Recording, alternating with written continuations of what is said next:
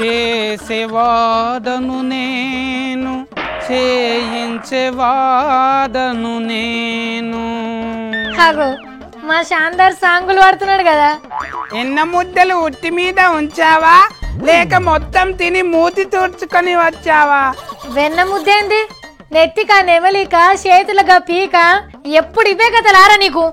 నీ ఆవేశమును త్యజించి నా నామమును స్మరించి నన్నే అనుసరించుము. కనికరించి నీ కన్నీళ్లు తూర్చెదను. అవునా, ఇలా పిలవక ముందే మీ దర్శన భాగ్యం మాకు కలిగిందేంది స్వామి? నీ అవసరమున్నా లేకున్నా, నీకు కష్టమున్నా లేకపోయినను, నువ్వు పిలిచినా పిలవకున్నను, ఢిల్లీలో ఉన్న గల్లీలో ఉన్న క్షణములో కనికరించదను. అటులనా స్వామి? అటులను ఇటులను, అట్లు వెన్న బెల్లం కలిపిన, గడ్డ పెరుగు మీగడ కలిపిన నైవేద్యము స్వామికి సిద్ధం చేయండి. వచ్చి అరుగు మీద కూర్చొని ఆరగించడా. వెన్న ముద్దలు నేనేడ తేగలను స్వామి, నా వల్ల అయ్యే పనేనా? నువ్వు దేకుంటే పక్క పొంటింట్లో ఎన్న దొంగతనం చేస్తే ఎన్న పూసబొక్కి ఇరగొడతారు. అప్పట్లెక్క లేరు కాలం, కృష్ణుణ్ణి ఏమనలేరు అప్పుడు. వాళ్ళు కాదు, నేనే ఊకోను. సోదరి సావిత్రి, అర్ధరాజ్యంలో నీకు ఆటన భాగం రాసిచ్చదను. అక్కడ పనిలేని జనులు చాలా మంది ఉంటారు. నీ నెత్తిన ఫేన్లు చూసుకుంటా కూర్చుంటారు. ఏ అర్ధరాజ్యం నాకు అద్దు గాని, నాకు ఒక డబుల్ బెడ్రూమ్ ఇల్లు ప్రసాదించు స్వామి. ద్వారకా నగరమున రాజ్య కుటీరములే గాని సింగిల్ బెడ్రూమ్ ఇండ్లు, డబుల్ బెడ్రూమ్ ఇండ్లు, కిరాయిన్లని తేడా ఉండదు. గమనింపుడు సోదరి సావిత్రి. ఓహో అలాగా స్వామి. సరే స్వామి, ఇల్లు ఇయ్యకపోయినా వజ్ర వైడూర్యాలు, పట్టు పీతాంబరాలు ఇచ్చేదరా మీ అక్కకు? చెఫ్ రాసిరాలా, మాసిపోయిన పట్టు పీతాంబరములు నువ్వేమి చేసుకుంటావు? మీ లోకమునందు ఆషాఢం ఆఫర్లు పెట్టినప్పుడు కొనుక్కుంటే గారా పాషారఫురానా?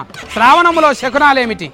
మీ అక్క తాన పైసలు లేవు స్వామి, కోరికలు కోరితే ప్రసాదించేవారు మీరున్నారు కదా నాకు. బాల్యరామన్నయ్య, రథమును సిద్ధము చేయండి. యుద్ధానికి అనుకుంటున్నారా? కాదు, తోడబుట్టినది 90 కోరికలు అడిగేటట్టున్నది. ఎక్కడి నుంచి తెచ్చిచ్చడము? పదండి, తస్కనమే ఇక్కడ నుంచి బయలుదేరి వెళ్ళిపోదము. అదేమిటి సోదరా, సోదరి మన అడుగుతా అంటే అగుపడకుండా పోయేదరా, ఎంత అపచారం. అర్జునయ్య, ఏమిటి ఇంకా ఆలోచిస్తున్నావు? కౌరవుల కాందానికి మొత్తం చికెన్ గున్యా వచ్చి కాళ్ళ నొప్పులతో పడి ఉన్నారంట. ఇదే యుద్ధానికి సరైన సమయం. లేచి నెత్తి దువ్వుకోండి, యుద్ధానికి కాలు దువ్వుదాం. భగవత్ సమానులైన సత్తిని పట్టుకొని ఓరీ తోరీ అని గప్పాలు కొట్టెదవా?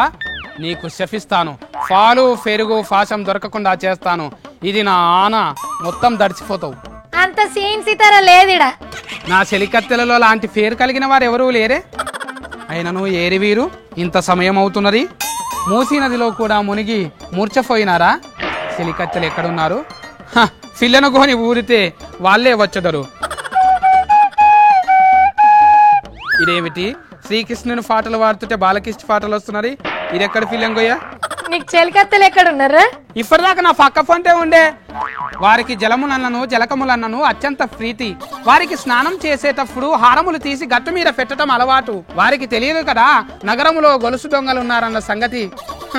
సమాచారము చేరవేద్దామన్నను సమయానికి చేతిలో చెరవాణి కూడా లేదాయే. అది కాదు కానీ తమ్మి, నీ ఏషానికి అర్థం పరమార్థం ఏందిరా?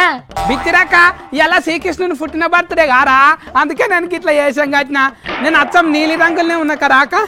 ఆ కృష్ణుడంటే దుష్టులను శిక్షించుటకై, శిష్టుల రక్షణకై వచ్చాను. మరి నువ్వు దేనికి వచ్చాను? ఆ శ్రీకృష్ణుడు ద్రౌపదిని కాపాడినట్టు నేను అక్కల జన్లను సిరాయించటోళ్ళని బట్టబాజిగాలని చెమడాలు తీస్తా. అందుకేనా ఇలా వర్షం పడింది? శ్రీకృష్ణుడు ప్రళయం వచ్చినప్పుడు గోవర్ధనగిరిని చిటికిన వేలితో వెత్తి రేపల్లె వాసులను కాపాడినాడు. నేను కూడా వానలు వరదలు వచ్చినప్పుడు కనీసం 10 మందినైనా కాపాడుతాను. కరెక్టే సత్తి, నువ్వు అన్నట్టు వర్షాలు మంచిగా పడితే రైతుకు బాధలు తీరుతాయి తమ్మి. తెలంగాణలో ప్రాజెక్టులు కడతారు, రైతులందరూ అందులో కాళ్ళు కడుకుంటారు. కేసీఆర్ సార్ ఉండగా మనకేందుకు బుగులు? ఏమో పండ్రి, మా పటేల్ ఎవరేది చేస్తే అదే చేస్తాడు. ఇక పండగలు పబ్బాలు వచ్చినా కూడా అదే కథ ముంగటేసుకుంటాడు. ఇలా పండగ కాబట్టి అని ఏం అనలేవు.